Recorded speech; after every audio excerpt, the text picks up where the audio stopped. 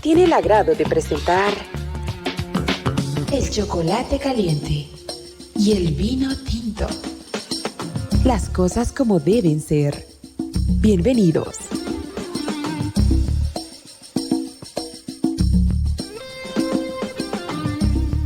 Estimados hermanos, tengan ustedes muy buenas noches. Estamos en una emisión más de este subprograma, El Chocolate Caliente y el Vino Tinto. Mi nombre es Marcos Ramos y damos la bienvenida a nuestro hermano y pastor Alejandro Maldonado. Muy buenas noches, hermanos. Bien, sean ustedes bienvenidos a un programa más del Chocolate Caliente y el Vino Tinto. Bien, esperamos que esta noche sea de edificación para cada uno de ustedes, porque el tema del día de hoy definitivamente va a traer bastante luz sobre ciertos aspectos, tanto de las escrituras como también de nuestra práctica alimenticia como creyentes. Bien, hermanos, para el día de hoy tenemos preparado el siguiente tema. ¿Qué debemos comer los cristianos? Veganos versus omnívoros, hermano. Bien, sí. Cuando decimos qué deberían de comer los cristianos, veganos versus omnívoros, estamos tratando de analizar qué es lo que dicen las escrituras respecto a nuestra manera de alimentarnos. Alguna persona dirá, bueno, ¿esto de qué me sirve a mí? Pero lo que pasa es que nos da una visión bastante clara de lo que ha pasado con el mundo, que el Señor en un principio hizo y constituyó o dio normativas de alimentación totalmente distintas a las que ahora tenemos. Y eso es importante de notar para que también entendamos qué tipos de sectas, qué tipo de agrupaciones religiosas han aparecido con fundamento supuestamente en las escrituras para prohibir ciertos alimentos o para prohibir ciertas prácticas. Y justamente el objetivo es dar libertad sobre este tipo de información que está corriendo en diferentes lugares y que algunos, definitivamente aquellos que recién están comenzando su vida cristiana, se preguntarán, ¿y ahora qué hago con ciertos alimentos? He escuchado que tales alimentos están prohibidos o que otros sí puedo comer. Todo este tipo de dudas van a ir siendo clarificadas a lo largo del programa. Vamos a iniciar observando justamente uno de los puntos principales, que es obviamente Génesis, que es lo que dice la palabra de Dios respecto a la alimentación en el principio de la creación. ¿Qué es lo que dice las escrituras al inicio de la creación o ya teniendo todo constituido en el planeta para podernos alimentar? ¿Y qué es lo que el Señor manda? Si revisamos el libro de Génesis capítulo 1 verso 29, dice así, Génesis capítulo 1 verso 29. Después dijo Dios, mirad, os he dado toda planta que da semilla, que está sobre la tierra, así como todo árbol en que hay fruto y da semilla. De todo esto podréis comer, dice el Señor. Lo que está indicando las escrituras es que en el principio el Señor dio todos los vegetales y frutos que habían en el planeta para la alimentación, no solamente de los seres humanos, sino también de los animales. Veamos qué es lo que dice más adelante las escrituras. Dice verso 30, pero a toda bestia de la tierra, a todas las aves de los cielos y a todo lo que tiene vida y se arrastra sobre la tierra, les doy toda planta verde para comer. Y fue así. Es decir, que lo que el Señor nos ha dado como parte de nuestra alimentación es justamente todo lo verde, referido a toda vegetación y a todo fruto que encontramos o encontrábamos en el planeta Tierra. Así que eso es parte de la alimentación al inicio, en el comienzo. Ahora uno me dirá, entonces ¿son vegetarianos o eran vegetarianos al principio? Sí, eran vegetarianos tanto animales como seres humanos. La cantidad de vegetación existente al principio era tal que definitivamente alcanzaba no solamente para el ser humano y los animales, sino también para otro tipo de animales que hoy en día no podrían subsistir, como son los dinosaurios, que requieren una cantidad inmensa de alimentación, de vegetación, que al día de hoy apenas están pudiendo subsistir elefantes, pandas y otra serie de animales más con la vegetación que se está, y además de la predación que se está haciendo o la depredación que el hombre comete con cada uno de los animales del planeta. Así que era un elemento o es un elemento importante para entender cómo estaba constituido también la tierra en un inicio. Una tierra que era definitivamente como una especie de invernadero que justamente lograba que la vegetación y los animales tengan éxito en su supervivencia en este planeta. Bien, hermano, creo que para gran parte de nuestros oyentes recién se están enterando de que en el principio, si bien el hombre solamente podía comer vegetales y frutos, también estamos viendo en este caso con Génesis que también los animales se alimentaban de plantas. Sí, los animales se alimentaban también de plantas y vamos a ver por qué el cambio también de la alimentación más adelante. Pasamos al siguiente punto, la comida después del diluvio. ¿Qué es lo que pasa con la comida después del diluvio? Bien, revisemos el capítulo 9 de Génesis. Génesis capítulo 9, verso 3 y 4. Génesis capítulo 9, verso 3 y 4 dice: todo lo que se mueve y vive os servirá de alimento, lo mismo que las legumbres y las plantas verdes os lo he dado todo, pero carne con su vida, que es su sangre, no comeréis. Uno dirá, pero ¿qué es lo que ha pasado entre el principio de la creación y posteriormente el diluvio? ¿Qué es lo que ha ocurrido para que haya un cambio de alimentación? Pues bien, recuerden que en el inicio todos tenían que comer vegetales, o todos estaban mandados a comer vegetales. A la vez también recuerden que no era una cuestión de que todos obedecían necesariamente este tipo de normativas. Significaba que también comían carne en esa época, sí, pero contaba como pecado porque no era parte de la ordenanza del Señor. Dentro de todo esto incluye el hecho de ser violentos, o el hecho de, además de la violencia y demás cosas, entre ellos, entre los seres humanos, también contra el medio ambiente o los animales que los rodeaban.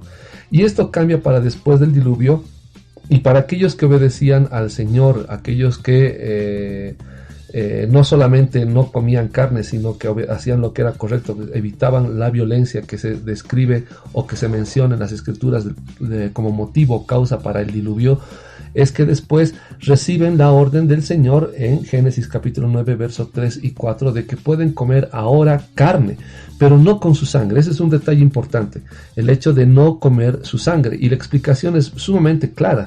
Dice, pero carne con su vida, que es su sangre, no comeréis. La sangre o la vida reside, de acuerdo a las escrituras, la vida misma reside en la sangre del ser vivo.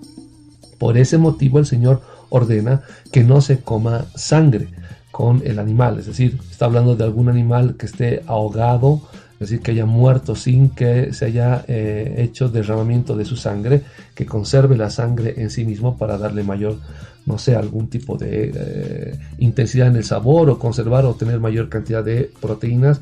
Es un gravísimo error. Es un gravísimo error, eso cuenta como pecado. Y este tipo de cambio se hace también porque la vegetación y la circunstancia ecológica, si vale el término, del planeta Tierra también se ha visto sumamente afectado, y por lo cual también se podía uno alimentar de carne. No es que haya habido algún tipo de choque de algún meteorito en el planeta Tierra que haya eliminado a los dinosaurios para que después evolucione o aparezca el ser humano. Ese es un criterio netamente evolucionista y que no tiene sustento en absoluto. Tratan de buscar algún cráter suficientemente grande como para justificar que ese ha sido el motivo por el cual han desaparecido la vida o los dinosaurios en el planeta, y definitivamente, por más que encuentren cráteres mucho más grandes de los que ellos puedan tener como expectativa, el motivo tiene que ver con justamente la desaparición de justamente los animales más grandes por causa de la vegetación, por el cambio climático también que ha producido justamente la catástrofe de Noé. Así que este es un detalle que tenemos que tener en claro. Tenemos entonces una pauta muy clara. En el principio todos eran vegetarianos. Después del diluvio es que el Señor ordena que puedan comer carne. Hermano, me gustaría hacerle antes una pregunta antes de seguir avanzando con el tema. ¿Se podría explicar de que si bien el hombre y obviamente el animal antes se alimentaban de vegetales, esto daría razón a que cuando subieron al arca de Noé, obviamente animales que conocemos hoy en día que son carnívoros no se hayan devorado entre ellos? Más allá de que no se hayan devorado entre ellos, el objetivo o la idea clara para que puedan ingresar esa cantidad de animales en el arca es que probablemente hayan ingresado crías, no animales adultos, que es mucho más fácil de manejar, que es mucho más fácil de controlar. Además de que se puedan devorar entre ellos, el problema estaba en que animal que esté aterrorizado por el movimiento de las aguas dentro del arca y demás podría tranquilamente haber producido una catástrofe interna, es decir, en cuanto a golpes de los mismos animales por el peso unos contra otros, agresiones por el hecho de estar atemorizados por la circunstancia que estaban atravesando. Entonces, ¿qué es lo más inteligente que se puede hacer en una circunstancia de este tipo? Meter animales que sean jóvenes, es decir, que sean crías, que sean fáciles de ubicar, que sean fáciles de alimentar y que sean fáciles de controlar también. Así que no dudo mucho que hayan metido animales adultos. Lo más seguro es que metieron animales jóvenes para que puedan ser mucho más fáciles de manejar. Además de que no comían obviamente carne, ¿no? Ese es uno de los detalles. Bien, entonces tenemos la comida al principio, que era vegetariana, para posteriormente, después del diluvio, cambiar a ser carnívora. Carnívora no en el sentido de que comían exclusivamente carne, sino que era carnívora para algunas especies en específico, y para otros, como en el caso del ser humano, ser omnívoros, es decir, comer de todo: vegetales, semillas, frutos, carne, etc. Esos aspectos cambian justamente con el diluvio de Moisés. Hay un detalle interesante que es: ¿cuál es ahora la alimentación cuando aparece Moisés, a partir de la ley de Moisés? A partir de la ley de Moisés hay un cambio también interesante que después notamos también en el libro, o mejor dicho, en el Nuevo Testamento, que es un aspecto sumamente importante de lo que ha ocurrido en la ley de Moisés. Vamos a ver qué es lo que pasa con la comida bajo la ley mosaica. Vamos a revisar el libro de Éxodo, Éxodo capítulo 29. Éxodo capítulo 29, verso 32. Éxodo 29, 32.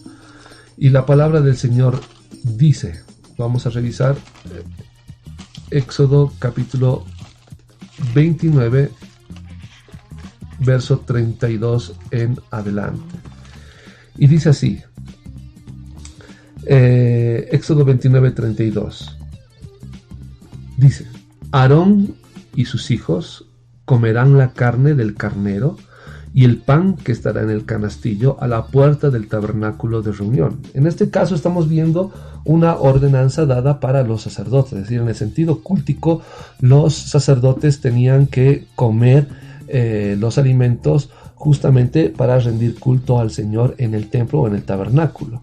Y notamos que la alimentación es también con carne, es decir, podían comer frutos, podían comer semillas, pero además de eso podían comer también carne. Esto exclusivamente para el caso de los sacerdotes. Vamos a revisar qué es lo que dice Levítico capítulo 3. Levítico capítulo 3, verso 17.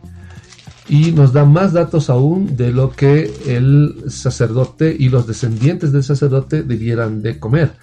Dice así: estatuto perpetuo, Levítico 3:17, estatuto perpetuo será para vuestros descendientes, donde quiera que habitéis, ninguna grasa, ninguna sangre comeréis.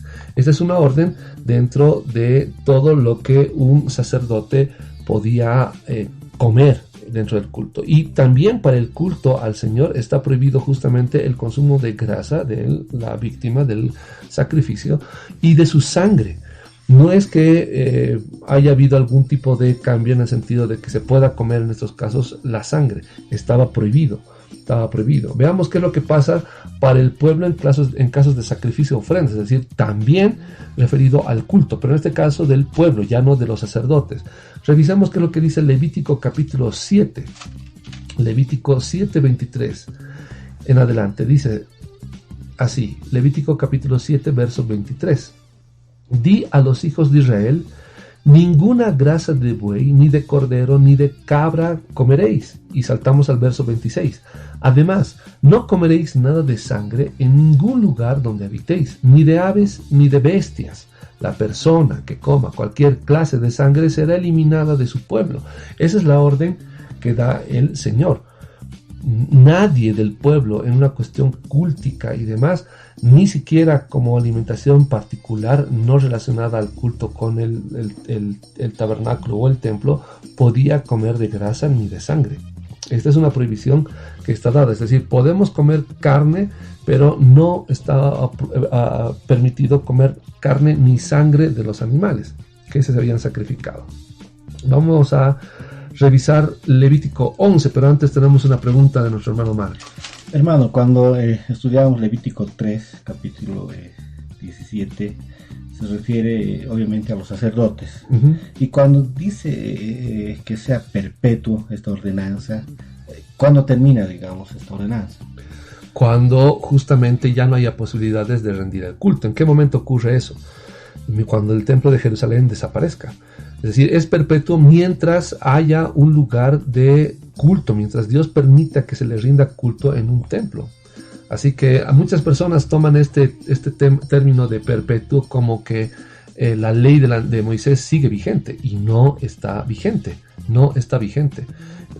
¿Por qué no está vigente? Porque justamente toda la ley, y eso debe de quedar claro en nuestros corazones, toda la ley de Moisés está, se podría decir que orbita alrededor o orbita en torno al templo de Jerusalén, al tabernáculo en algún tiempo.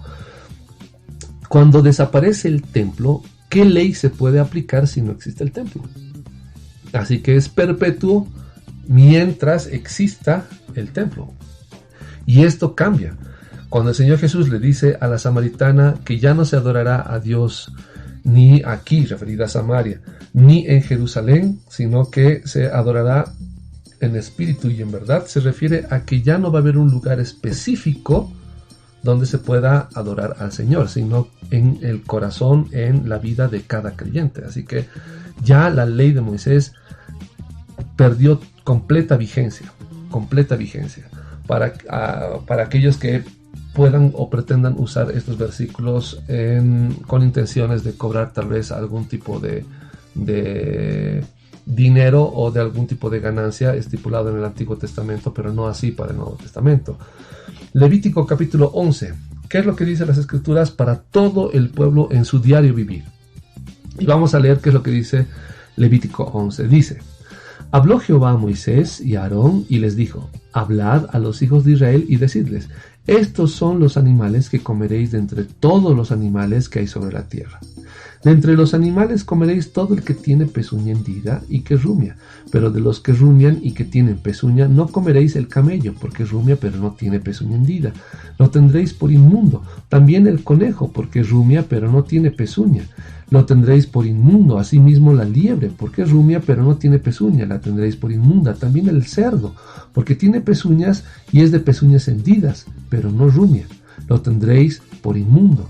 De su carne no comeréis, ni tocaréis su cuerpo muerto, lo tendréis por inmundos. De todos los animales que viven en las aguas comeréis estos. Todos los que tienen aletas y escamas, ya sean de mar o de río, los podréis comer. Pero tendréis como cosa abominable todos los que tienen aletas, los que no tienen aletas ni escamas, ya sean de mar o de río, entre todo lo que se mueve y entre toda cosa viviente que está en las aguas.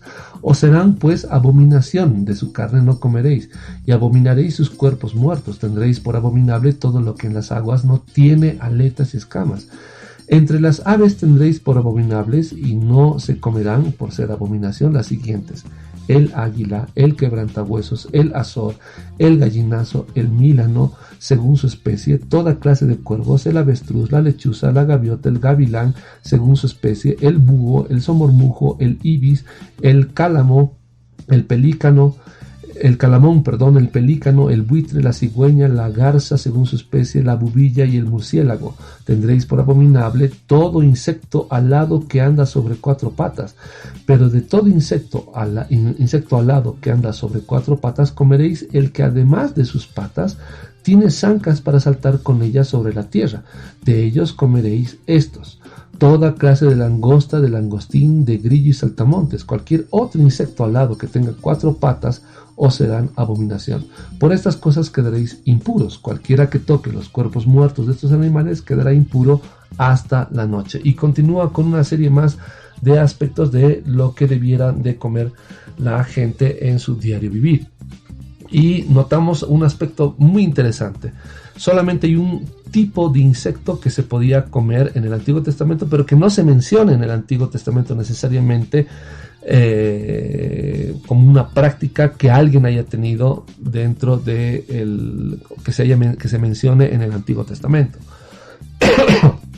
Bien, pero no, para aquellos que ya están percibiendo que este versículo tiene relación con alguien en el Nuevo Testamento, no se apresuran. Sabemos bien hacia dónde estamos apuntando con este aspecto, porque esto se resuelve después y llega a comprenderse mucho más. Vamos a leer Levítico capítulo 17. Levítico capítulo 17, verso 12. Y esta es una ley para los extranjeros. Levítico 17:12 dice: por tanto, he dicho a los hijos de Israel, ninguna persona de vosotros comerá sangre, ni el extranjero que habita entre vosotros comerá sangre. Es decir, que la sangre está prohibida no solamente para el pueblo de Israel, sino que estaba prohibida incluso para los extranjeros que estaban viviendo en medio de ellos. No era una prohibición solamente para los israelitas. Así que pensar que un extranjero podía comer ahí tranquilamente sangre estaba prohibido, también estaba prohibido, y eso corría o implicaba también riesgo de ser castigados. Hay entonces una ley dentro del territorio de Israel que atañe también a los extranjeros. En Levítico capítulo 19, verso 23, notamos algo que está relacionado a frutos cuando entraron a la tierra prometida. Es decir, ni siquiera los frutos en la alimentación por un tiempo se podían comer, eran considerados como inmundos cuando eran las primeras cosechas. Y vamos a ver qué es lo que dice las Escrituras. Levítico 19:23 dice: cuando entréis en la tierra y plantéis toda clase de árboles frutales, consideraréis como incircunciso lo primero de su fruto. 3 años os serán como incircunciso, su fruto no se comerá. Es decir, que las frutas durante 3 años tenían que ser consideradas inmundas, no se podía comer. Esto es parte de la alimentación que se ordena en la ley de Moisés. Vamos a revisar qué es lo que dicen las Escrituras en Levítico 11. Volvemos a Levítico 11, pero esta vez vamos a revisar el versículo 22. Y vamos a notar que el único insecto, vamos a revisar ese versículo una vez más, el único insecto que se podía comer es justamente la langosta, dependiendo de su especie, ¿no? Tenemos aquí: de ellos comeréis estos, toda clase de langosta, de langostín, de grillo y saltamontes. Es decir, cuando habla de langosta, no está hablando de la langosta de mar, está hablando de para que me entiendan, un tipo dentro de la especie de los saltamontes, un tipo de saltamontes, de alguna característica. Dice: de ellos comeréis toda clase de langosta, de langostín, de grillo y saltamontes. Ahora, este tipo de animales eran de los que se podían comer. Todas esas variedades, esas subespecies o especies, dependiendo cómo lo quieran entender, cómo quieran entender el término especie, se podían comer en el Antiguo Testamento. Y veamos qué es lo que dice las Escrituras en Mateo capítulo 3. Mateo capítulo 3. Y dice así la palabra. Mateo capítulo 3, verso 4. Dice: Juan estaba vestido de pelo de camello, tenía un cinto de cuero alrededor de su cintura, y su comida era langostas y miel silvestre. Es decir, que Juan el Bautista no comía todo lo que los demás podían comer, comía lo que estaba permitido dentro de la ley de Moisés, pero aquello que no necesariamente era comida común del pueblo de Israel, es decir, langostas y miel silvestre, ¿no? Y vamos a ver que por qué tenemos que revisar o saltar desde la ley de Moisés hasta el Nuevo Testamento con Juan el Bautista. Vamos a revisar Mateo 11:13. Evangelio de Mateo, el mismo Evangelio de Mateo, capítulo 11, verso 13. Y la palabra dice así: todos los profetas y la ley profetizaron hasta Juan. Es decir, que el último personaje que estamos notando del Antiguo Testamento, o que se menciona en las Escrituras sujeto a la ley de Moisés, es Juan el Bautista. Es Juan el Bautista. Es por eso que estamos leyendo este esta circunstancia de la comida de la cual se alimentaba Juan el Bautista, porque Juan el Bautista estaba sujeto a la ley de Moisés. Bien, vamos a revisar ahora el acápite relacionado a la comida bajo la ley de Cristo. ¿Qué es lo que dicen las Escrituras respecto a la comida bajo la ley de Cristo? Alguien se preguntará, ¿qué es esto de la ley de Cristo? Hay una diferencia, debemos de notar que hay una diferencia entre la ley de Moisés y la ley de Cristo. Es decir, no hay posibilidad de pensar que algo de la ley del Antiguo Testamento esté aún en vigencia ahora, a no ser que el Señor haya rescatado algo del Antiguo Testamento y de manera clara lo esté explicitando en el Nuevo Testamento y sea parte de la ley del Nuevo Testamento. Así que cualquier cristiano que piensa que está libre de cualquier tipo de ley está totalmente equivocado. Los cristianos estamos sujetos a la ley de Moisés, a la ley de Cristo, mejor dicho, a la ley de la libertad. Y esa ley no está organizada como en el Antiguo Testamento, pero todo el Nuevo Testamento es la ley de Cristo. Esa es la normativa por la cual nos debemos de manejar. Y si alguien trata de sujetarse a algún tipo de normativa del Antiguo Testamento, tiene que entender que al intentar hacer este tipo de cosas, obviamente se está desligando de la ley de Cristo. No es posible que alguien pretenda o busque hacer o sujetarse de algún tipo de punto del Antiguo Testamento como pretexto para justamente tratar de instaurar algún tipo de doctrina novedosa o muy buena que les parezca, o como supuesta revelación del Señor, porque eso sería un gravísimo error. Vamos a ver qué es lo que dicen las Escrituras, pero antes vamos a ver si es que nuestro hermano Marco tiene alguna pregunta antes de pasar a este punto de la comida bajo la ley de Cristo, después del pequeño corte que vamos a tener.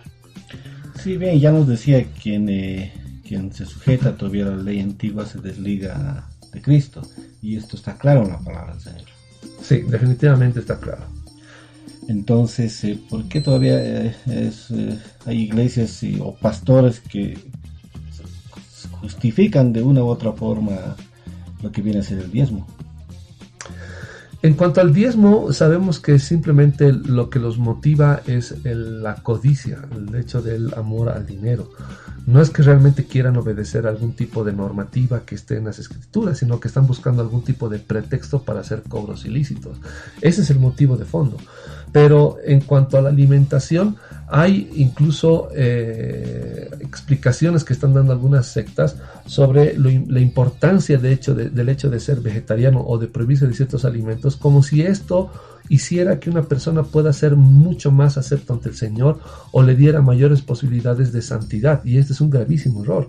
Si usted está en algún tipo de grupo religioso que le está tratando de imponer algún tipo de alimentación que no es la que las Escrituras mandan, y lo que está usted viendo ahora en este estudio que estamos haciendo de la palabra del Señor sobre la alimentación, para los que somos creyentes, pues definitivamente tiene que salir de ese lugar. El objetivo es, si en esos aspectos que son tan superficiales hay errores en cuanto a esto, ni hablemos de aspectos mucho más profundos como la persona misma del Señor, el poder del Señor y las Escrituras en general. O sea, debe haber una serie más de problemas que definitivamente están afectando la doctrina de ese tipo de congregación. Así que hay que tener mucho cuidado con el tipo de información que recibimos, porque eso puede incluso dañar nuestra salud. Bien, estimados oyentes, después de esa pequeña pausa retornamos con más de su programa El Chocolate Caliente y el Vino Tinto. Y el tema que estamos tratando el día de hoy es: ¿qué debemos comer los cristianos? Veganos versus omnívoros. Bien, vamos a pasar al punto que trata de la comida bajo la ley de Cristo, es decir, para todos aquellos que somos cristianos. ¿Qué es lo que debiéramos de comer como cristianos? ¿Qué es lo que manda las Escrituras para nuestra alimentación? Dice así las Escrituras. Vamos a revisar Lucas capítulo 22. Evangelio de Lucas capítulo 22. verso 11 al 20. Dice así. Lucas 22, verso 11 al 20. La palabra del Señor dice así: y decida al padre de familia de esa casa: el maestro te dice, donde esté el aposento, o donde está el aposento donde he de comer la Pascua con mis discípulos, entonces él os mostrará un gran aposento alto y dispuesto, preparadla allí. Fueron pues y hallaron como les había dicho, y prepararon la Pascua. Cuando era la hora, se sentó a la mesa, y con él los apóstoles, y les dijo: cuánto he deseado comer con vosotros esta Pascua antes que padezca, porque os digo que no la comeré más hasta que se cumpla en el reino de Dios. Tomando la copa, dio gracias y dijo: tomad esto y repartidlo entre vosotros, porque os digo que no beberé más del fruto de la vid hasta que el reino de Dios venga. También tomó el pan y dio gracias, y lo partió y les dio diciendo: esto es mi cuerpo que por vosotros es dado, haced esto en memoria de mí.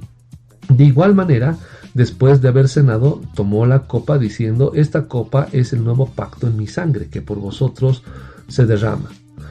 Noten que en este versículo hay algo muy importante. Dice: de igual manera, después de haber cenado, tomó la copa diciendo: esta copa es el nuevo pacto en mi sangre, que por vosotros se derrama. Después de haber cenado. Cuando habla de que va a preparar o que manda a preparar la Pascua, en algunas versiones menciona o dice que se prepare la Pascua en el sentido de preparar el cordero. Preparar el cordero, eso se entiende por preparar la Pascua. Comer la Pascua era comer justamente todo lo que implicaba la Pascua, incluyendo el cordero.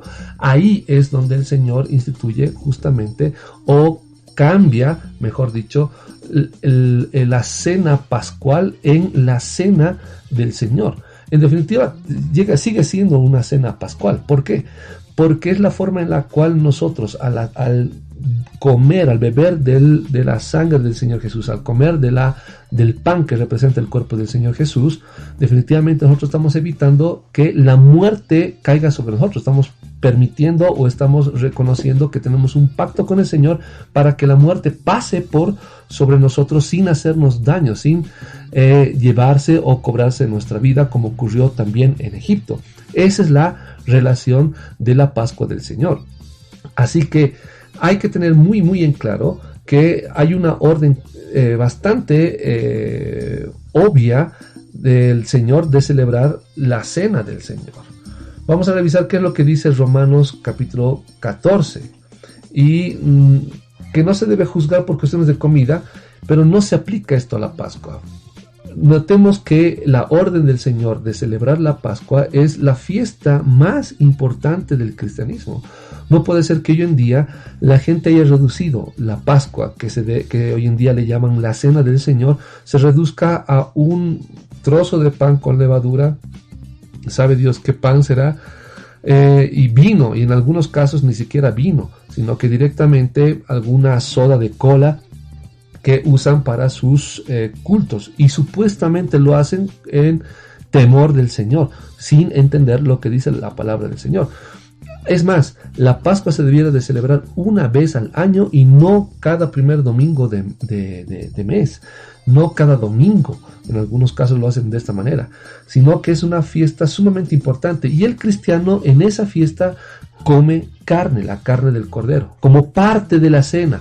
Pero los símbolos importantes, que son los que nosotros nos llevan a hacer memoria del pacto que tenemos con el Señor, son el pan y el vino. Eso tiene que quedar sumamente claro para que nadie piense que con los refrigerios mañaneros que están teniendo en sus congregaciones están realmente cumpliendo con la cena del Señor. Pero cuando llega la fiesta de Navidad, definitivamente tiran la casa por la ventana. La Pascua no es para tampoco una fiesta donde se debiera de hacer el derroche de dinero, sino que es una cena tal cual el Señor le instauró para celebrar justamente y recordar el pacto que tenemos con nuestro Dios. Esto debiera de respetarse, y es por eso que le estoy dando la importancia de vida. Revisemos qué es lo que dice Romanos capítulo 14 al respecto de la comida, y recalco, esto no se aplica a la Pascua. Romanos capítulo 14, y la palabra del Señor dice así. Romanos capítulo 14 dice: recibid al débil en la fe, pero no para contender sobre opiniones. uno cree que se ha de comer de todo, otro que es débil solo come legumbres. El que come de todo no menosprecia al que no come, y el que no come no juzgue al que come, porque Dios lo ha recibido. ¿Tú quién eres que juzgas al criado ajeno? Para su propio Señor está en pie, o cae, pero estará firme, porque poderoso es el Señor para hacerlo estar firme. Uno hace diferencia entre día y día, mientras que otro juzga iguales todos los días. Cada uno esté plenamente convencido de lo que piensa. El que distingue un día de otro lo hace para el Señor, y el que no distingue el día para el Señor no lo hace. El que come para el Señor come, porque da gracias a Dios, y el que no come para el Señor no come, y también da gracias a Dios. Ninguno de nosotros vive para sí, y ninguno muere para sí. Si vivimos para el Señor, vivimos, y si morimos para el Señor, morimos. Así pues, sea que vivamos o que muramos, del Señor somos. Bien, ¿por qué menciona esto el apóstol Pablo? Porque obviamente a la gente a la que les estaba escribiendo el apóstol Pablo era gente que era tanto gentil como judía también. Así que había observaciones o se podría decir críticas de los gentiles a los judíos, que sí se cuidaban de ciertos alimentos, porque esa era la manera en la cual habían vivido como judíos. Y los judíos también criticaban ciertas prácticas de los gentiles, como el hecho de no conservar ciertos días y de comer ciertas cosas que para ellos eran inmundas o incorrectas. Pero de todas formas Pablo dice, ninguna de las dos cosas son para negarse, ni la actitud ni la práctica judía que habían en esos grupos cristianos, en esas iglesias, en esas congregaciones, ni tampoco la práctica del gentil, porque sea que guarde un día, y recuerden que esto de guardar días está relacionado justamente a las tradiciones culticas de los judíos, o el hecho de no guardar días es también parte de la manera de pensar gentil. Sea uno o lo otro, ambos, porque creen en el Señor, ambos o no comen o comen para el Señor. Es decir, uno puede comer o no, uno puede ser vegetariano o no, uno puede comer ciertas cosas o no. Y de todas formas, si es creyente, no hay ningún problema, porque el Señor ha llamado a todos, y eso es lo que está diciendo el Señor con este pasaje. Ahora, ¿por qué no se aplica a la Pascua? Porque la Pascua es una orden para todo aquel que es creyente. Todo aquel, desde los apóstoles hasta los gentiles, deben de cuidar y de guardar la Pascua del Señor, porque es el momento en el que nosotros recordamos el pacto que tenemos con el Señor. Alguien me dirá, pero si alguien es vegetariano, en la Pascua tiene que comer de la cena. No comerá tal vez del cordero, porque bueno, tal vez no quiere comer necesariamente del cordero, pero sí tiene que participar de los símbolos que son del pacto del Señor, y celebrar la cena del Señor ese día con sus hermanos. No porque sea vegetariano y no vaya a comer ni siquiera un pedazo de cordero, es de que no va a participar de la cena del Señor. Absurdo. Es más, lo correcto sería que si es vegetariano todo el tiempo, pues por comer un pedacito tan pequeño de carne durante la cena, comparta con sus hermanos. Ni lo uno ni lo otro va a ser observado por los creyentes, porque nosotros necesitamos estar en un solo cuerpo, participando de la cena del Señor, justamente para recordar el pacto que tenemos con el Señor. Así que tenemos que tener mucho cuidado. Cuando el apóstol Pablo dice o menciona estos aspectos en Romanos capítulo 14, no está hablando de la cena del Señor. La cena del Señor se debiera de cumplir por parte de todos aquellos que son creyentes. No excluye, no se aplica a la Pascua como tal. Así que hay que tener mucho cuidado. Ya empezamos a notar muchos más aspectos que son importantes dentro del cristianismo. Es decir, si algún judío se convirtiera al cristianismo, no tendríamos por qué observar el hecho de que coma o no coma, o deje de comer o guarde ciertos días. Es lo de menos, mientras crea en el Señor y viva correctamente conforme a la ley del Señor. Vamos a revisar qué es lo que dice 1 Corintios 8. 1 Corintios capítulo 8, verso 8 al 10. Y dice la palabra así. 1 Corintios capítulo 8, verso 8 y 10. Dice de esta manera: si bien la vianda no nos hace más aceptos ante Dios, pues ni porque comamos seremos más, ni porque no comamos seremos menos. Pero procurad que esta libertad vuestra no venga a ser tropezadero para los débiles, porque si alguien te ve a ti que tienes conocimiento sentado a la mesa en un lugar dedicado a los ídolos, la conciencia de aquel que es débil no será estimulada a comer de lo sacrificado a los ídolos. Así que hay que tener mucho cuidado. El hecho de que alguien sea más fuerte y decida comer ciertas cosas a diferencia de otro hermano no debe de implicar el hecho de que no nos importe el hermano más débil, porque probablemente nosotros, por querer participar de alimentos que eran parte del culto a ciertos ídolos, y nosotros no preguntamos por cuestiones de conciencia, pero compramos ese tipo de alimento, no sea que lleve o empuje a nuestro hermano más débil a caer en eso y después volver al mundo y terminar adorando a ídolos. Ese detalle tiene que quedar muy claro para no pecar contra nuestro hermano. Uno me dirá, ¿pero a qué se refiere todo esto? Bien, lo que ocurre es que cuando Pablo le escribe a la iglesia de Corinto, en Corinto los animales que se vendían en las carnicerías eran animales que se sacrificaban a ídolos. No había una carnicería exclusiva para cristianos, no había carnicería con carne kosher como deciden fundar o contratar los judíos para tener comida santa. Lo que sí se podía hacer era comprar carne común y corriente que se vendía en las carnicerías, pero no preguntar si estaba sacrificado a ídolos por cuestiones de conciencia, porque si uno preguntaba si estaba sacrificado a ídolos y le respondían que realmente había sido así, pues no podía comer de esa carne por respeto al Señor. Así que era preferible comprar esa carne, aunque supongamos que haya sido carne sacrificada a los ídolos, no preguntar absolutamente nada y comer tranquilos.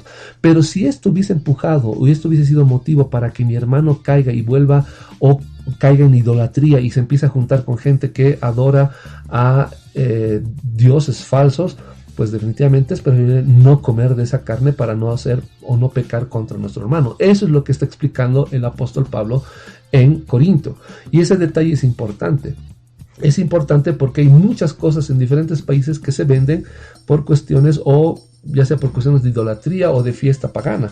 Pero uno tendría que tener cuidado de eso. Aunque uno sabe que los ídolos no son nada, tener cuidado de que a nadie los estén observando, a ninguno de nosotros como creyentes nos estén observando en alguna fiesta pagana participando de alimentos que sabemos por cultura que está entregado o dedicado a algún ídolo por cuestiones de amor a nuestros hermanos más débiles, ¿no? Esos detalles hay que tener muy muy claro en estos aspectos. Bueno, Marco, ¿tiene alguna pregunta?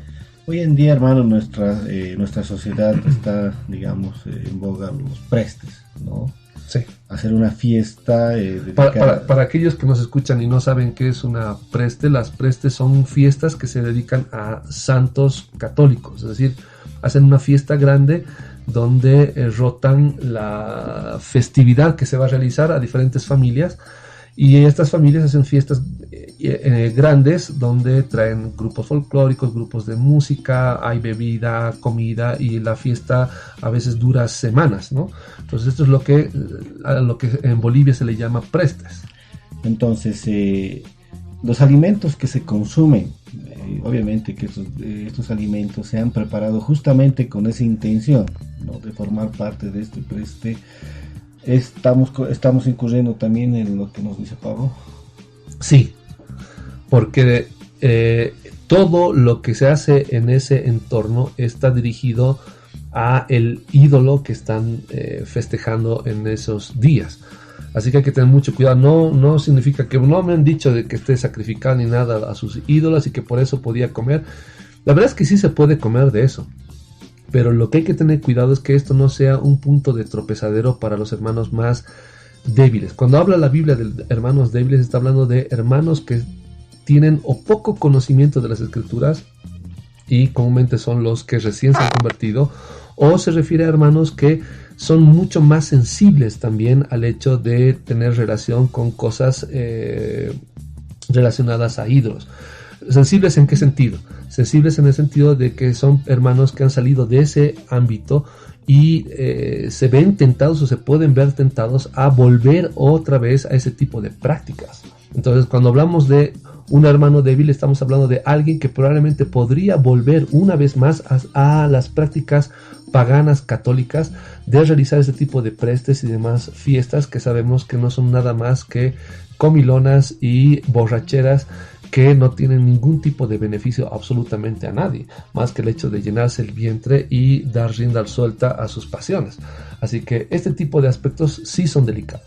Si esto implica que un hermano me puede ver en una fiesta de este tipo y eso puede empujar a que mi hermano caiga en pecado, definitivamente lo que recomienda el apóstol Pablo es no participar de los mismos. Hermano, dentro de estas fiestas en nuestro país, habíamos hablado de los prestes. Bueno, estos prestes tienen una serie de pasos a seguir. Y uno de los principales es, pues, si se quiere, como preámbulo a la fiesta, viene el sacrificio o el faineo, pues, de reses. También, pero sea lo uno o lo otro, sea faineo de reses o no, o sea comida, no sé, por más que sea comida en base a fideo o ensaladas, de todas formas, el hecho de participar de este tipo de fiestas puede empujar a que nuestros hermanos, los débiles, es decir, los más, se podría decir que los que están aún más expuestos a caer en este tipo de prácticas, se vean justamente en problemas, en el sentido de volver a este tipo de prácticas que son sumamente contrarias a las escrituras. Así que hay que tener mucho cuidado con este tipo de cosas. No piensen que es... Y en esto, para aquellos hermanos que se preguntan, ¿y qué con este tipo de fiestas? ¿Y qué con este otro tipo de fiestas? La verdad es que cualquier tipo de fiesta que sea... que no sea cristiana, cualquier tipo de festejo que implique o que sea visto en nuestra sociedad como algo relacionado a algo corrupto, a bebida, a rienda suelta a las pasiones y demás cosas que sabemos que están mal, es preferible tener cuidado de ellas para no empujar a nuestros hermanos más débiles a que vuelvan a incurrir en este tipo de prácticas que probablemente sean de las cuales han salido en su vida pasada, en su viejo hombre. Así que hay que tener mucho cuidado con estos aspectos para no caer en pecado dañando a nuestros hermanos.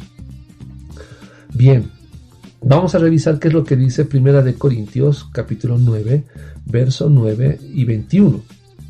Primera de Corintios 9 y 21. Dice así la palabra del Señor. En la ley de Moisés está escrito, no pondrás bozal al buey que trilla. ¿Se preocupa Dios por los bueyes? Dice, y vamos a saltar hasta el versículo 21. Dice, versículo 21. Dice, a los que están sin ley, como si yo estuviera sin ley, aunque yo no estoy sin ley de Dios, sino bajo la ley de Cristo, para ganar a los que están sin ley. Uno me dirá, pero ¿para qué lee dos versículos que están tan alejados? ¿Cuál es el sentido? Bien, lo que pasa es que en el primer versículo, en el versículo 9, Pablo menciona un punto de la ley del Antiguo Testamento, como referente para entender justamente lo que pasa en el Nuevo Testamento. Es decir, tanto en el Antiguo Testamento se ordena que se deba de pagar a aquel que trabaja y habla justamente del buey. Si el buey está haciendo un trabajo, ¿quién le puede poner un bozal para que no coma mientras está trabajando? Eso más bien ayuda a que el buey se mantenga todavía con fuerzas mientras hace su labor. A eso se refiere. Pero en el versículo 21 habla de que él predica o actúa a los que están sin ley como si él también estuviera sin ley. Y a los que están bajo la ley, en este caso en otro tipo de ley, él actúa de una manera como si estuviese bajo ese tipo de ley, cuando en realidad él está en la ley de Cristo. Leemos una vez más el versículo. Dice, versículo 21 de 1 Corintios 9, dice, a los que están sin ley, como si yo estuviera sin ley, aunque yo no estoy sin ley de Dios, sino bajo la ley de Cristo, para ganar a los que están sin ley. Me he hecho débil a los débiles, para ganar a los débiles. A todos me he hecho de todo, para que de todos modos salve a algunos. Es decir, que el apóstol Pablo, de una manera u otra, se ha acomodado a cualquier tipo de cultura o ámbito social con tal de ganar a algunos. A los que no tenían ley, se ha hecho él como si no tuviera ley, aunque él está bajo la ley de Cristo. Es decir, pero ¿por qué menciona la ley del Antiguo Testamento si él está bajo la ley de Cristo? Esto se debe justamente al hecho de dar un contexto del Antiguo Testamento, que era en ese entonces las únicas escrituras que se podían manejar, porque el Nuevo Testamento todavía estaba en elaboración. Así que la base de la fe cristiana estaba con referencia al Antiguo Testamento, porque hay algunos referentes que en el Nuevo Testamento también se conservan.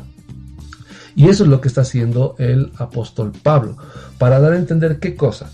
Con esto muestra que Pablo, pese a usar y entender la ley del Antiguo Testamento como referente, estaba bajo otra ley, que es la ley de Cristo. Esa es la ley bajo la cual está Pablo y bajo la cual estamos todos. Por eso Pablo dice que a los que estaban sin ley se hacía sin ley. Es decir, si iba a algún pueblo donde comían, por decirle, serpiente, que era inmundo bajo la ley de Moisés, él comía serpiente porque se hacía como aquel que estaba sin ley, pero él estaba bajo la ley de Cristo. ¿Cuál es la ley de Cristo? Que uno puede comer todo, y eso lo vamos a demostrar más adelante. Uno como creyente puede comer todo, pero todo tiene también unas excepciones, unos puntos que no debemos de incurrir y que está descrito en la palabra del Señor. Vamos a ver qué es lo que dice el libro de Hechos. Libro de Hechos, capítulo 21. ¿Y qué dice la palabra del Señor respecto justamente a esto de las prohibiciones? Que muchos no entendemos o a veces no sabemos en qué lugar de las Escrituras se encuentra y por qué debiera de comer o no comer ciertas cosas como creyente. Hechos capítulo 21, verso 25.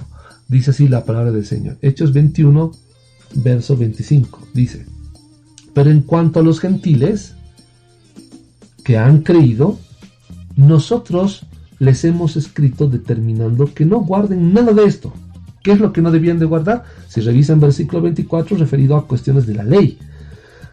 Dice: les hemos escrito determinando que no guarden nada de esto. Solamente que se abstengan de lo sacrificado a los ídolos, de sangre, de ahogado y de fornicación. Que se abstengan de lo sacrificado a los ídolos. Por eso también en 1 Corintios el apóstol Pablo les recomienda que ni pregunten si es algo sacrificado a los ídolos por cuestiones de conciencia.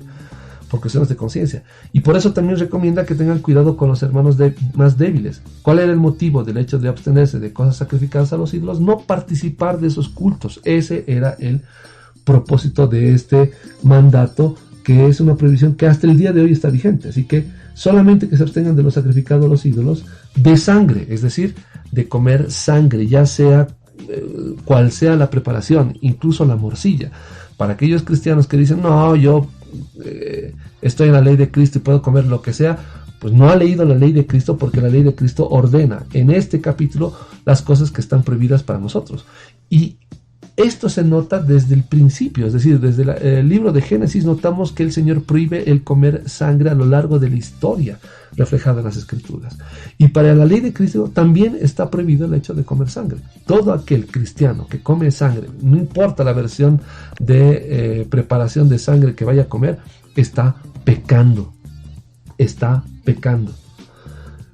Dice, de ahogado. Cuando habla de ahogado, prohibición de comer de ahogado, se está refiriendo no a las salsas que preparan para acompañar algún plato en el almuerzo. Se está refiriendo en realidad de animales ahogados, es decir, un animal que haya sido ahogado, no haya sido correctamente desangrado para alimentarse de su carne. Está hablando de una práctica que tienen varias culturas de ahogar, de estrangular al animal y hacer que su sangre permanezca en su cuerpo, para cocinarlo de esta manera y comer también de su sangre. Así que está prohibido esto. Y de fornicación, dice. Cuando habla de fornicación, no está hablando del hecho de tener relaciones sexuales antes del matrimonio, porque en muchas iglesias manejan el criterio de que fornicación, a diferencia de adulterio, es el hecho de tener relaciones sexuales fuera del matrimonio. Y adulterio es solamente cuando dos casados tienen relaciones sexuales con alguien que no es su cónyuge.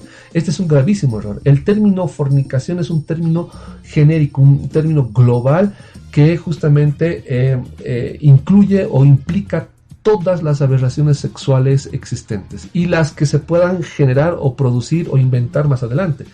Toda perversión sexual entra y se clasifica como fornicación. Incluso van a notar ustedes que en algunos pasajes, cuando habla en un evangelio de adulterio, en otro habla de fornicación.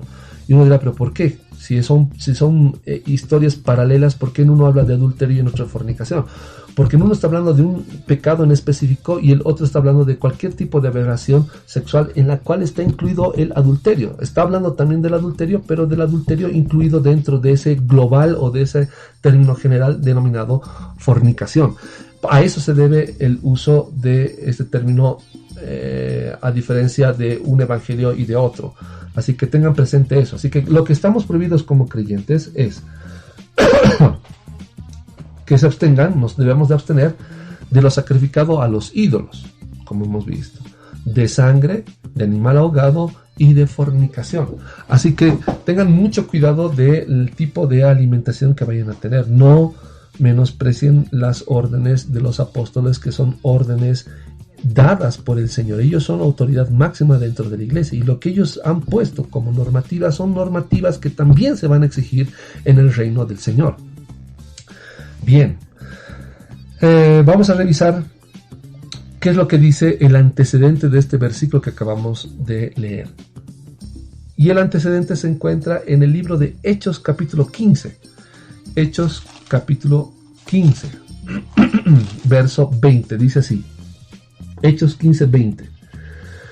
Dice: sino que se les escriba que se aparten de las contaminaciones de los ídolos, de fornicación, de ahogado y de sangre. Es lo mismo que hemos visto más adelante. Porque Moisés desde tiempos antiguos tiene en cada ciudad quien lo predique en las sinagogas, donde es leído cada sábado. Y dice: entonces pareció bien a los apóstoles y a los ancianos con toda la iglesia elegir a algunos varones y enviarlos a Antioquía con Pablo y Bernabé, a Judas, que tenía por sobrenombre Barsabás, a Silas, hombres principales entre los hermanos, y escribir por conducto de ellos. Y aquí viene la carta que está dirigida a las iglesias gentiles. Los apóstoles, los ancianos y los hermanos, a los hermanos de entre los gentiles que están en Antioquía, Siria y Cilicia, salud. Por cuanto hemos oído que algunos que han salido de nosotros, a los cuales no dimos orden, os han inquietado con palabras perturbando vuestras almas, mandando circuncidaros y guardar la ley, nos ha parecido bien, habiendo llegado a un acuerdo, elegir varones y enviarlos a vosotros con nuestros amados Bernabé y Pablo, hombres que han expuesto su vida por el nombre de nuestro Señor Jesucristo. Así que enviamos a Judas y a Silas, los cuales también de palabra os harán saber lo mismo, pues ha parecido bien al Espíritu Santo y a nosotros no imponeros ninguna carga más que estas cosas necesarias, que os abstengáis de lo sacrificado a los ídolos, de sangre, de ahogado y de fornicación. Si os guardáis de estas cosas, bien haréis, pasadlo bien. Esa es la carta que los apóstoles mandan justamente a el resto de las iglesias gentiles, para que justamente tengan cuidado de estos aspectos que eran de sumo cuidado en cuanto a la alimentación. Bien, ese es el antecedente, así que las órdenes están sumamente claras. Vamos a revisar otro punto, Primera de Timoteo capítulo 4. ¿Qué es lo que dice Primera de Timoteo capítulo 4 referido justamente a el tema que estamos tratando el día de hoy? Vamos a revisar Primera de Timoteo capítulo 4, verso 3 al 4. Dice así: estos prohibirán, le dice Pablo a Timoteo, casarse, y mandarán abstenerse de alimentos que Dios creó para que con acción de gracias participaran de ellos los creyentes y los que han conocido la verdad, porque todo lo que Dios creó es bueno y nada es de desecharse si se toma con acción de gracias, ya que por la palabra de Dios y por la oración es santificado. Así que en este pasaje Pablo profetiza, habla justamente de lo que iba a ocurrir más adelante en los postreros tiempos. ¿Qué es lo que iba a pasar? Pues bien, ya en esa época había la prohibición por parte de los judaizantes de comer ciertos tipos de animales, tratando de judaizar a la gente. Lo que pasa es que hoy en día también están ocurriendo este tipo de aspectos que ocurrieron en el siglo I, que aparecen sectas que justamente tratan de prohibir ciertos alimentos con apariencia o tratando de aparentar cierto tipo de piedad, cierto tipo de actitud correcta ante el Señor, cometiendo justamente todo lo contrario. No es correcto que alguna secta aparezca y venga a querernos cambiar la forma de alimentarnos, creyendo que es la forma más indicada, o por revelaciones o por sabe Dios qué cosas vengan a inventarse. Las escrituras son claras y las escrituras lo que nos dan son libertad en el nombre del Señor Jesús. Hermano, en la actualidad existen, algunas sectas que, importante por el número, digamos, de seguidores, no porque sea la verdadera, me refiero a lo que son los testigos de Jehová. Ellos, para empezar, no permiten ningún tipo de transfusión de sangre, alguna emergencia, algún accidente, qué sé yo, y sujetándose a lo que habíamos leído anteriormente. Sí, pero ya vamos a llegar a ese punto sobre los testigos de Jehová, que es uno de los puntos que vamos a tratar sobre este tipo de sectas que han aparecido a lo largo de este tiempo del cristianismo. Antes de ello, sería importante revisar una secta denominada los adventistas. Los adventistas aparecen o justamente inician este proceso de vegetarianismo a partir de Ellen White. Algunos lo conocen como Ellen White, pero lo que ocurre es que dentro de la doctrina de los adventistas no hay nada que prohíba justamente el hecho de comer carne, es más, todo lo contrario. Pero justamente con la preponderancia que llega a tener esta señora llamada Ellen White, es que la práctica alimenticia o alimentaria, mejor dicho, de los adventistas cambia y llega incluso a afectar a diferentes países del mundo. Es con Ellen White que el vegetarianismo en los adventistas termina teniendo preponderancia debido a una revelación de Dios donde permitía a la humanidad comer carne para que muera pronto por causa de sus pecados, según lo que ella había recibido como supuesta revelación. En pocas palabras, lo que ella dice que recibió como revelación es que Dios le dijo que permite que la gente coma carne para que muera antes por causa de sus pecados. Ya que son gente pecadora, lo correcto es que muera antes comiendo carne. Y eso es lo que ella enseña al grupo o a los miembros de esta secta. Y de esa manera, supuestamente Dios recortar la vida pecadora de todo aquel que come carne, y que por ese motivo, al saber eso, ella recomienda ser vegetariano a todos para vivir por muchos años, como ocurrió en el Antiguo Testamento antes del diluvio de Noé. Es más, ellos exponen su doctrina sobre los alimentos y en ella de manera clara no prohíbe el comer carne. Así que este es el trasfondo histórico de el por qué los adventistas son vegetarianos.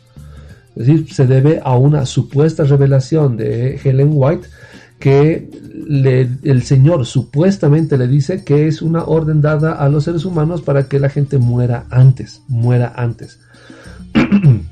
Bien, pero recordemos que la gente y el día del juicio va a llegar no por cuestiones de que la gente coma carne. El día del juicio va a llegar justamente por el castigo o el día de la presencia del Señor para destruir todo lo que existe. Vamos a revisar un texto que es de los adventistas que nos muestra la doctrina que ellos tienen.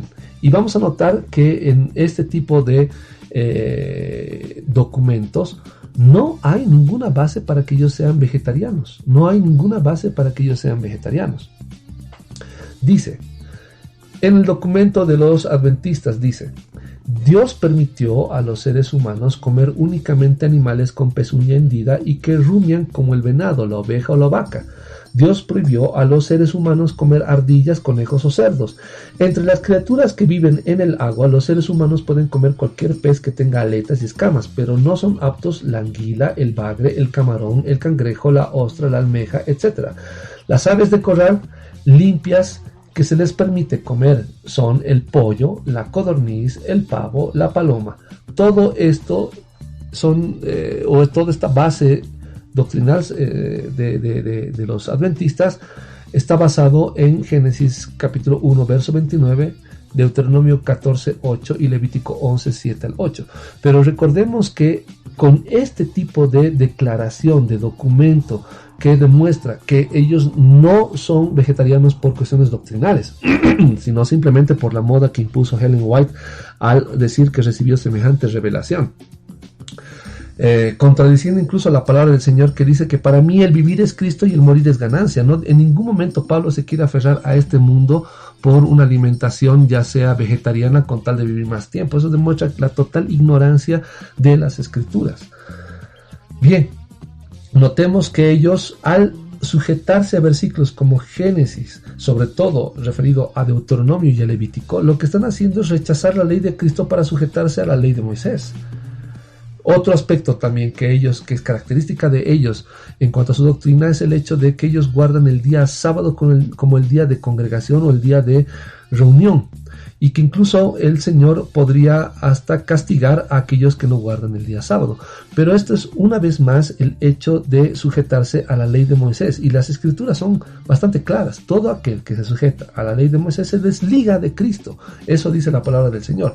Así que ellos son nada más que judaizantes falsos en cuanto al hecho de ser judíos, porque no lo son, pero están cumpliendo una labor judaizante siendo gentiles. Este tipo de criterios son un gravísimo error. Todo aquel que dice que es creyente y además de eso es adventista, no es creyente, pero sí adventista. Así que tengan mucho cuidado con este tipo de doctrinas, porque son justamente peligrosas. Alguien dirá, pero bueno, yo trato de conservar mi salud al respecto en cuanto a la buena alimentación. Pues usted puede ser vegetariano tranquilamente sin ser adventista. Usted puede ser vegetariano sin meterse a ninguna de estas sectas que no solamente son atractivas por el tipo de alimentación que tienen y las ofertas de restaurantes o de alimentación o de recetas que tienen o libros de recetas que ellos venden. No se deje llevar por la moda. Este tipo de moda incluso llegó a afectar a Corea del Sur. Cuando el adventismo llegó a Corea del Sur, la novedad en Corea, que se comía de todo, literalmente de todo, era tal por la cuestión o el criterio de la salud y de lo bueno que era para el cuerpo humano, que justamente esto afectó la manera de pensar en Corea del Sur. Corea del Sur es más de tendencia a orden vegetariano, aunque comen todo tipo de carne, pero la tendencia es mucho más de orden vegetariano, justamente por la moda que impuso este tipo de sectas denominadas como adventistas o denominado como adventismo. Así que tengan mucho cuidado sobre este tipo de criterios. Bien, si no hay alguna pregunta, hermano Marco, pues vamos a continuar con los otros puntos que están preparados. Sí, ya que habíamos tocado el tema de los adventistas, en todo caso, el documento de Ellen White, que supuestamente está basado en una revelación de Dios, estamos ante un ejemplo claro de lo que viene a ser un comentario bíblico. Exacto. El hecho de basarse en criterios de hombre es lo que hoy en día se está denominando como el comentario bíblico. Es un estudio que yo hice en los seminarios bíblicos, en los lugares de estudio de la palabra del Señor, de teología. Lamentablemente se usa más los comentarios bíblicos que la misma Biblia. Y este es un gravísimo error que está produciendo justamente toda la cantidad de doctrina espuria que está corriendo por las iglesias. Doctrinas que están basadas en la codicia del dinero, en la fama como si fuera lo más importante para el cristianismo, cuando no debiera de ser esto. Y la gente prefiere escuchar una prédica, un comentario, leer un comentario bíblico, que leer las escrituras, que tomarse el tiempo de meditar y entender lo que dice la palabra del Señor. Así que hay que tener mucho cuidado con esto. Todos los comentarios bíblicos son criterios de hombre. ¿Por qué? Porque jamás demuestran el proceso que realizaron para llegar a semejante conclusión sobre algún versículo de la palabra del Señor. Deben de demostrar por qué dice tal cosa en el sentido histórico con las escrituras. Este tipo de trabajo no se hace en este programa a fondo por cuestiones de tiempo, pero lo mínimo es demostrar que el sentido de lo que se está leyendo en la palabra del Señor respeta la totalidad del libro que se está leyendo y de las escrituras, aspecto que no se conserva en los comentarios bíblicos. Unos piensan una cosa y otras. Por eso los comentarios bíblicos, entre comentario bíblico y otro, hay una gran diferencia de criterios sobre diferentes puntos de la palabra del Señor. Y a perder el tiempo en leer un comentario como el de Matthew Henry, que es un libro demasiado extenso, con letra diminuta, preferible leer las escrituras, preferible leer la palabra del Señor. Y justamente por este tipo de criterios es que se han llegado a imponer modas o criterios o doctrinas espurias como la de Ellen White en cuanto al vegetarianismo. que lo único que hace es empujar a todo aquel que participa de esta secta a ser más judaizante, más de orden judío que ser cristiano. Todo adventista que conoce de su doctrina definitivamente se está desligando de Cristo y se está sujetando a la ley de Moisés, y eso queda sumamente claro. Bien, vamos a revisar qué es lo que pasa con otra secta que muestra o presenta falsedad o una doctrina totalmente distinta a lo que la palabra del Señor manda. Esta secta son denominados los mormones, más conocidos como la Iglesia de Jesucristo de los Santos de los Últimos Días, usando el nombre santo de nuestro Señor para denominarse cuando no tienen nada que ver con las Escrituras. Bien, en el libro Doctrina y Convenios de los mormones, es que Joseph Smith dice haber recibido una revelación. Qué casualidad que Ellen White recibe revelación, Joseph Smith recibe revelación, y la mayor parte de los pastores de hoy en día son de los que reciben revelación. Es decir, son gente que recibe información nueva y están constantemente actualizando la Biblia. Estoy siendo sarcástico, hermanos, para que ninguno piense que yo estoy tratando de apoyar este tipo de sectas espurias. Bien, Joseph Smith dice haber recibido una revelación, y en ella se supone que el Señor Jesús le dice lo siguiente. Vamos a leer qué es lo que dice este texto, que estamos hablando entre los versículos 2 al 4 y en adelante, de un libro denominado Doctrina y Convenios, que es una revelación supuesta de Joseph Smith. Dice así: Joseph Smith dice: porque he aquí, se supone que esto está diciéndole el Señor Jesús a él, porque aquí te digo que no importa lo que comáis o bebáis al tomar el sacramento, si es que lo hacéis con la mira puesta únicamente en mi gloria, recordando ante el Padre mi cuerpo que fue sacrificado por vosotros y mi sangre que se derramó por la remisión de vuestros pecados. Por tanto os doy el mandamiento de no comprar vino ni bebidas alcohólicas a vuestros enemigos, de modo que no beberéis de ninguno, a menos que sea recién hecho por vosotros. Es decir, se supone que los mormones tienen que preparar su propio vino para su tiempo de la cena del Señor. En otra parte de este mismo texto dice: y además, el tabaco no es para el cuerpo ni para el vientre, y no es bueno para el hombre, sino que es una hierba para los moretones y todos los animales enfermos, para ser utilizado con juicio y destreza. Y también, en otra parte dice, y también las bebidas calientes no son para el cuerpo o el vientre. Y este tipo de ideas han llegado a interpretarse por los seguidores de Joseph Smith como que está prohibido las bebidas alcohólicas, está prohibido el tabaco, el hecho de fumar o de masticarlo, y también está prohibido el hecho de consumir café. Ahora, al entender que el café o el té lo interpretan como el hecho de que Joseph Smith se estaba refiriendo al café y al té al hablar de cosas calientes, esta es una interpretación, pero como les gusta hacer a los mormones, a su criterio, a su capricho, que nunca ha probado chocolate caliente, que nunca ha tomado leche caliente, todo lo que debieran de tomar debiera de ser frío. Entonces es ridículo, y esto demuestra una vez más el nivel de ignorancia de Joseph Smith, el nivel de extrañeza o de salido de contexto de la palabra del Señor, todo lo que él funda como doctrina. ¿Por qué? Porque no viene conforme a las Escrituras y contradice todo aquello que la palabra del Señor manda. Así que ellos, interpretando las supuestas revelaciones dadas a Smith, es que ellos concluyen que se refiere al café y al té cuando se refiere a bebida caliente y a cualquier bebida adictiva. Recientemente incluyeron entre estas cosas prohibidas las drogas, y en algunos casos incluso se consideró evitar los refrescos de cola también, aunque prefirieron en algunos casos los aceptaron y en otros los prohibieron. Por eso en sus fiestas los mormones ponen soda de todo tipo, en algunos casos ponen cola y en otros casos no, pero tratan de evitar justamente la cafeína, que es parte del café y del té. pero no tiene ninguna base lógica en absoluto. El texto que acabo de mencionar de Doctrina y Convenios de Joseph Smith habla de bebidas calientes y debieran de ser coherentes con su texto y no tomar absolutamente nada caliente.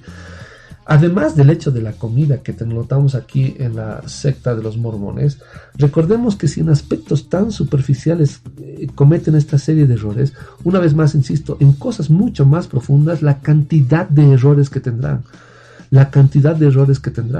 Es más, ellos inventaron o crearon, en este caso Joseph Smith, un texto adicional a las escrituras, y es más que suficiente para pensar que definitivamente el hecho de tener un texto adicional de las escrituras es definitivamente porque es una secta totalmente contraria al cristianismo.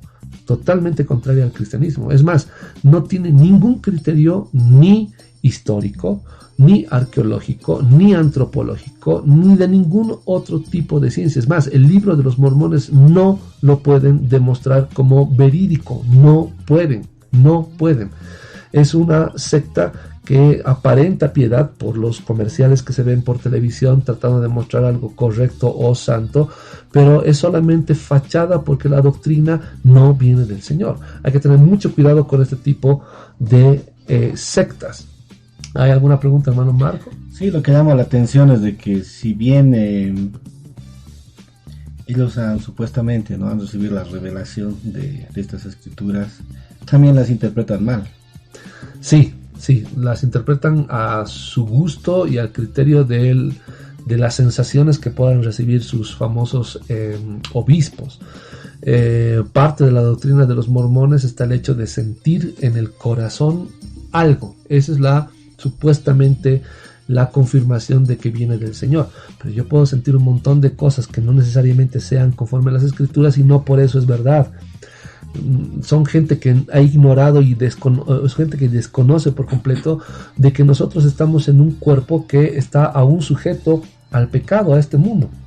No me refiero al hecho de que seamos pecadores como lo éramos antes, sino que nuestro cuerpo tiene otra normativa, otra ley, como manda o como dice el apóstol Pablo en las escrituras, que mis miembros obedecen otra ley y mi espíritu otro. Eso es verdad.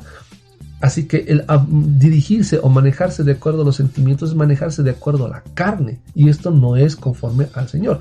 Uno se debiera de manejar de acuerdo a la razón, conforme a las escrituras, no de acuerdo a los sentimientos.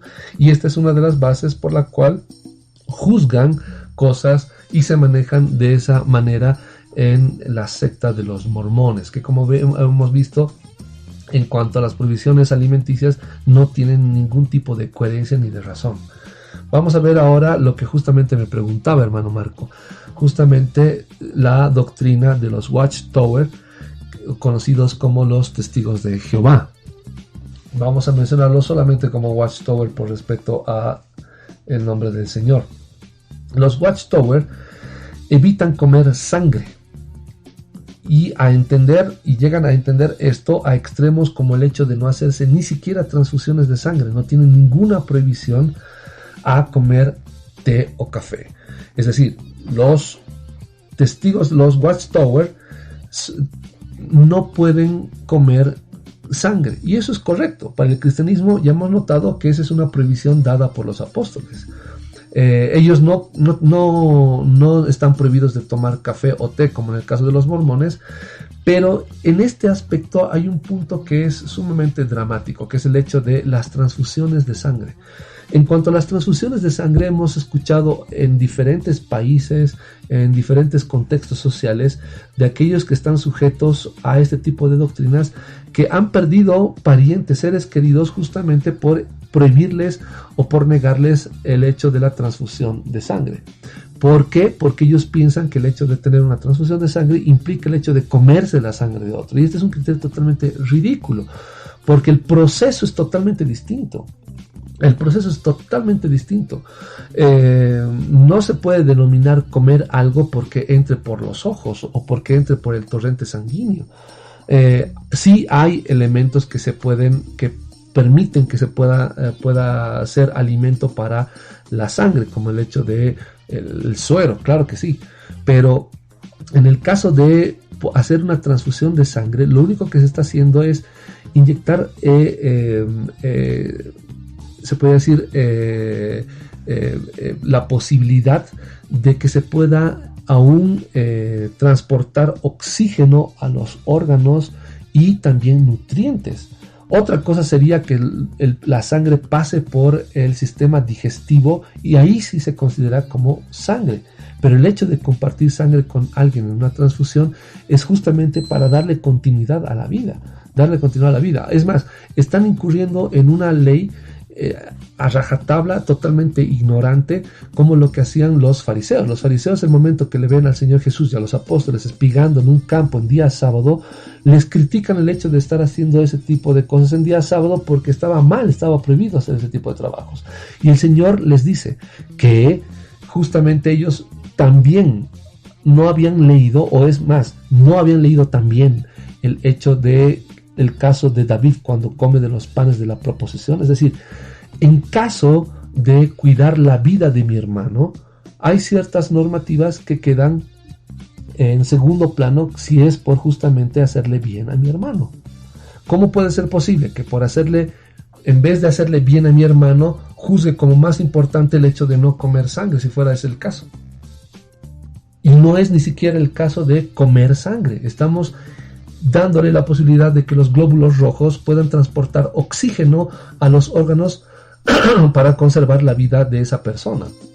Y los nutrientes que están siendo transportados también dentro del torrente sanguíneo sean parte de la alimentación para el cuerpo humano. Pero no está comiendo la sangre como tal, el proceso es totalmente distinto. Y por más que fuera el proceso el hecho de comer sangre, hay una ley, un ejemplo en las escrituras que nos muestran que más allá de una ley hay otra más importante, que es el hecho de conservar la vida de mi hermano, un bien mayor. Y esto es lo que están desconociendo. Así que de una manera u otra es una aberración este tipo de doctrinas de los Watchtower. Ahora, los Watchtower no es el único punto en el cual tienen problemas. Tienen problemas en casi todas las escrituras. ¿Por qué? Primero porque el fundador es una persona que desconoce de los idiomas originales. Y las traducciones que ha hecho son traducciones totalmente deficientes, a tal punto que han llegado a incurrir en politeísmo.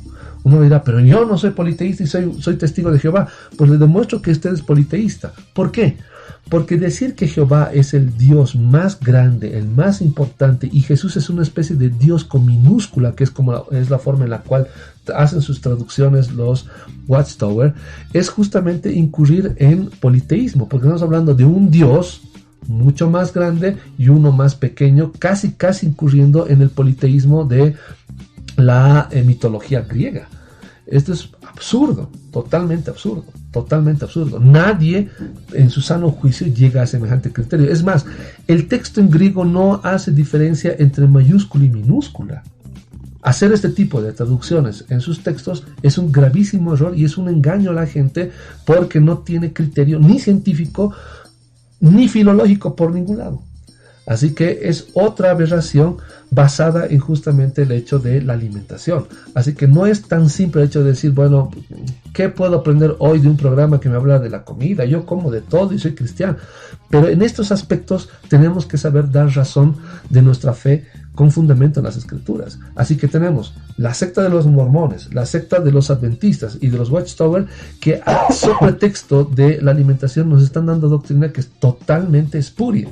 Y hay que tener mucho cuidado con este tipo de criterios. Hermano, cuando hablamos de los Watchtower, la palabra es clara, dice no comer sangre. Cuando hablamos de comer, literal, nos referimos a ingerir por la boca, porque no se puede comer por otro lado. Exacto.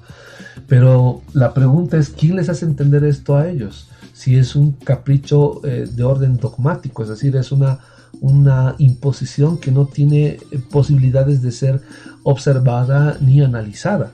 Y hasta el día de hoy sigue muriendo gente que justamente por falta de una transfusión de sangre. Uno puede tener un problema sumamente minúsculo para perder sangre. Puede ser un pequeño accidente en el brazo o algo que ha hecho que una persona pierda sangre. ¿Qué hacemos en los casos? Que muera.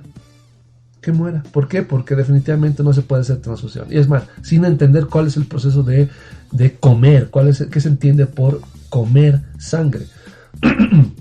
Entonces hay que tener mucho cuidado con este tipo de sectas porque incluso pueden traer peligro para la familia. El Señor no nos va a juzgar porque alguien nos haya hecho una transfusión de sangre.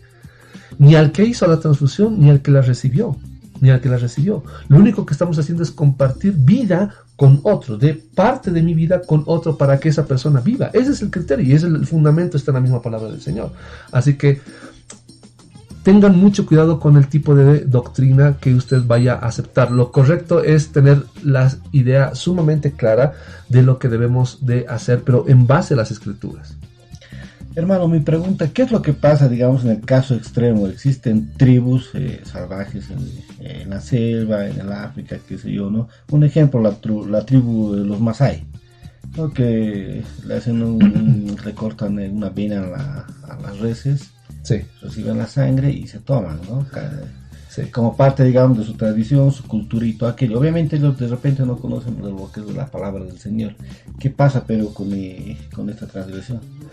Por más que ellos no tomaran de esa sangre, el solo hecho de no creer en el Señor Jesús ya los condena. Así que una vez más, no es la alimentación que nos da paso a la salvación, sino es la salvación en Cristo Jesús que nos da la posibilidad de tener la libertad que notamos en las Escrituras para comer de todo, excepto obviamente lo que está prohibido en las Escrituras que ya lo hemos mencionado. Y no hay que irse tan lejos como la selva y demás. Aquí en Bolivia, en los mataderos, la gente va a justamente recibir con su taza la sangre que están vertiendo los animales que están siendo sacrificados para las diferentes carnicerías. Y no solamente en Bolivia, seamos sinceros, en Argentina, en Chile, en Colombia y en diferentes países de Latinoamérica y del resto del mundo hacen exactamente lo mismo. ¿Por qué? Porque hay el mito de que la sangre te trae cierto poder que es transferido por el animal que está muriendo. Si es un toro, pues uno termina siendo mucho más fuerte supuestamente por beber su sangre. Este es el criterio que está prohibido en las Escrituras. Nadie en su sano juicio se hace una transfusión de sangre de toro. Ridículo. Entonces, ¿qué es lo que pasa? Uno se alimenta por la boca y este criterio está muy mal entendido. Si los aspectos científicos y el aspecto de ciencia está pésimamente entendido por los testigos de Jehová, ni hablemos de cuestiones que están en la palabra del Señor. Si este tipo de cuestiones relacionadas a tener misericordia con aquel hermano que está sufriendo, está en riesgo de vida, no lo podemos llegar a dilucidar, ni hablemos de otros aspectos de la palabra del Señor, como el hecho de hablar de que solamente Jehová es el único Dios, el más poderoso, y Jesús una especie de semidios. Ridículo. Este tipo de doctrinas son de lo peor, junto con el resto de lo que hemos venido tratando en esta noche. Bien, vamos a llegar a justamente las conclusiones para el programa del día de hoy. En Romanos capítulo 14, verso 22, vamos a leer Romanos capítulo 14, verso 22. Romanos capítulo 14, verso 22. Y vamos a notar algo importante que es correcto analizar en esta noche. Romanos capítulo 14, verso 22. Dice así la palabra del Señor. ¿Tienes tu fe? Tenla para ti mismo delante de Dios. Bienaventurado el que no se condena a sí mismo en lo que aprueba. ¿Por qué dice esto Pablo?